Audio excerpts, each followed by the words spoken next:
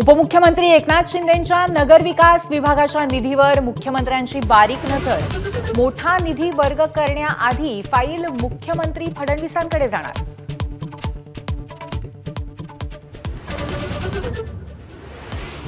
महायुतीमध्ये संख्याबळानुसार महामंडळाचं वाटप केल्याची सूत्रांची माहिती। भाजपला 44, शिंदेंच्या शिवसेनेला 33 तर अजित पवारांच्या राष्ट्रवादीला 23 महामंडळ।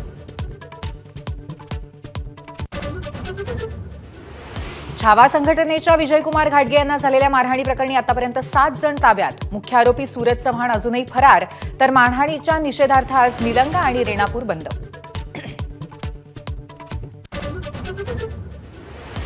कल्याणमध्ये खासगी क्लिनिकमधल्या रिसेप्शनिस्टला मारहाण करणाऱ्या आरोपीच्या मुसक्या आवळल्या।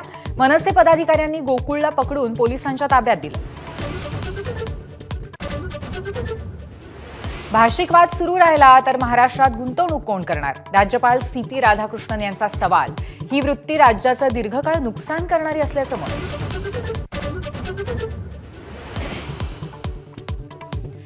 गृहराज्यमंत्र्यांविरोधात अनिल परब आज मुख्यमंत्र्यांना पुरावे देणार। सावली बार आणि बेकायदा वाळू उपसा प्रकरणी अनिल परबांचे आरोप।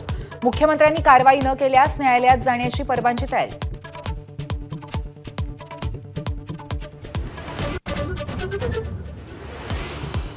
संसदेत आजही गोंधळ होण्याची शक्यता। पहलगाम हल्ला, बिहारमधील मतदार यादीच्या तपासणीवरून घेण्याची विरोधकांची तयारी, तर संसद भवन ते विजय चौकापर्यंत काळे कपडे घालून विरोधक मोर्चा काढणार।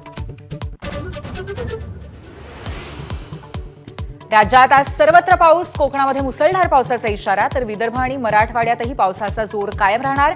मुंबई आणि उपनगरातही पावसाची दमदार हजेरी। पुण्यात क्लास 1 अधिकाऱ्याने गाठला विकृतीचा कळस। पत्नीचे आंघोळीचे व्हिडिओ चित्रित करून ब्लॅकमेलिंग। माहेरून पैसे आणि गाडी आणण्यासाठी दबाव। सासरच्या 7 जणांवरती गुन्हा दाखल।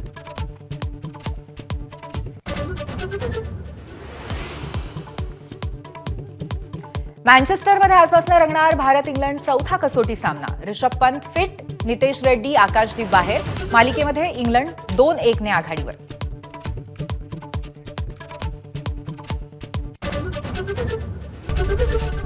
ABP माझा, उघडा डोळे बघा नीट।